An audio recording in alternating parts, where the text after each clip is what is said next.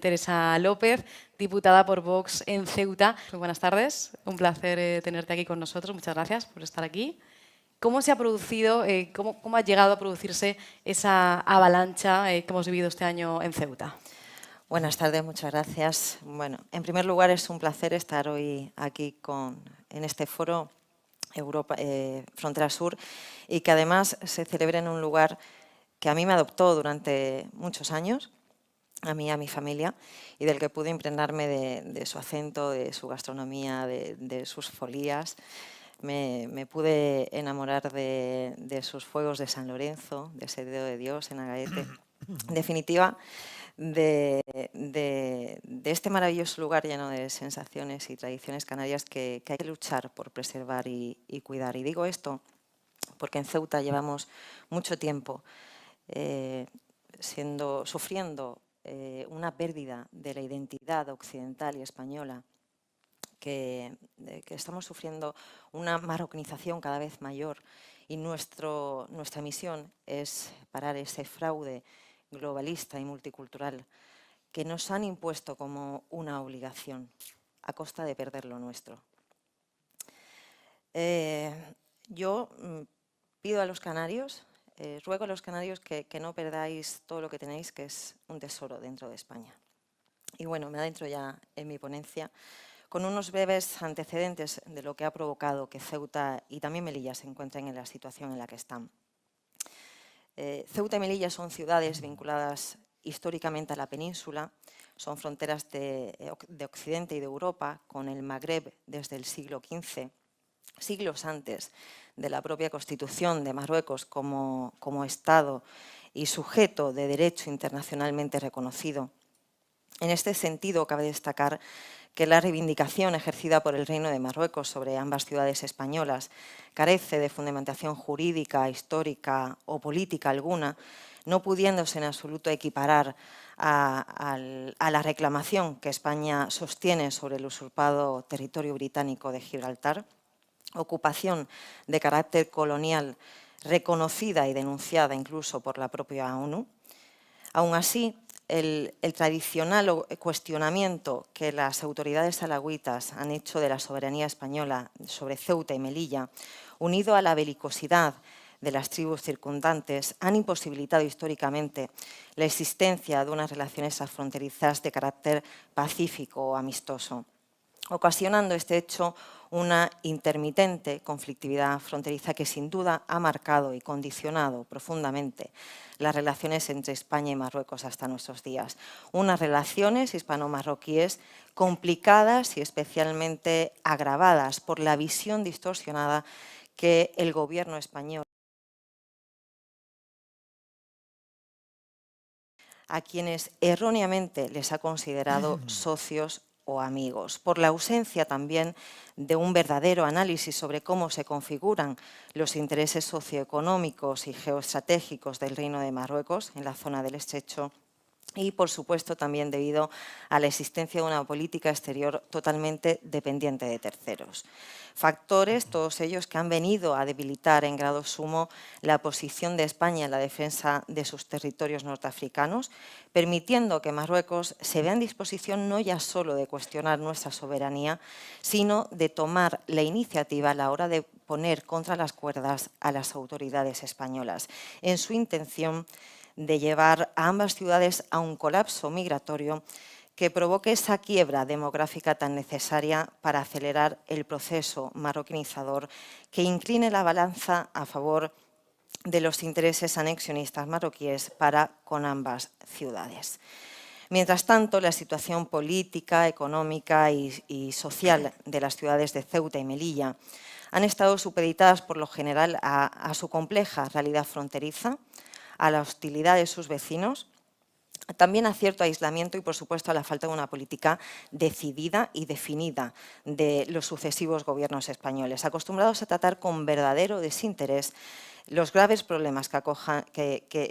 aquejan a estas ciudades. Los gobiernos han estado siempre más preocupados por no molestar al beligerante vecino del sur que en dar unas soluciones que en la mayoría de los casos pasan irremediablemente por el enfrentamiento o la confrontación con Marruecos.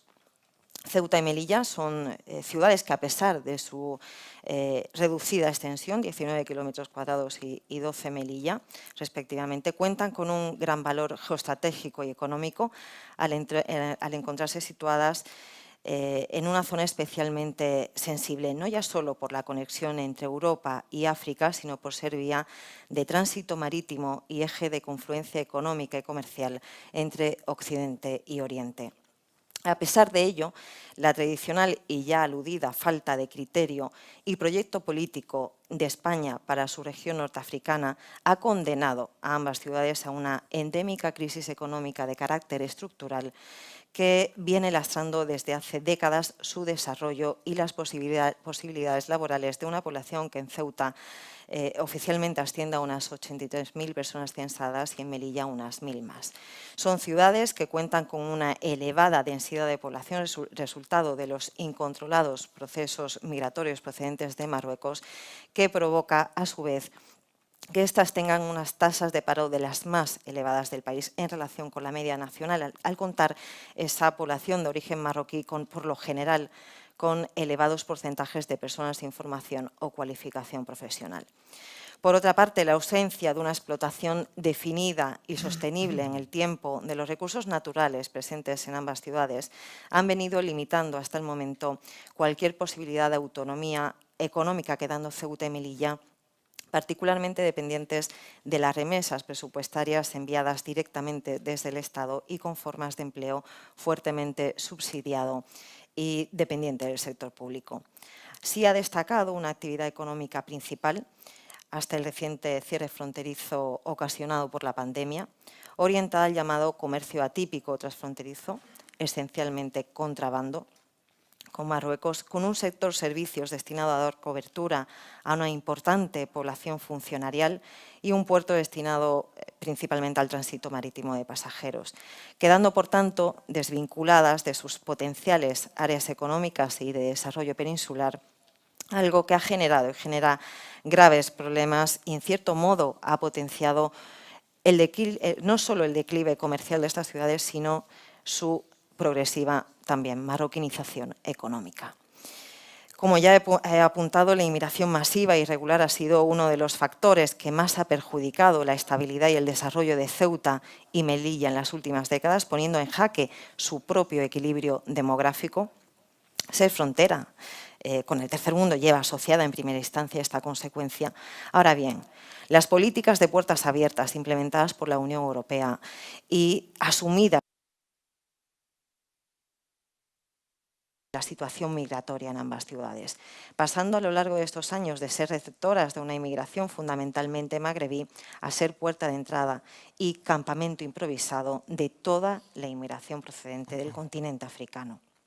Incomprensiblemente, España no se ha tomado este asunto con el interés que la magnitud del mismo requería, actuando de manera improvisada y sin criterio cuando la situación se desbordaba,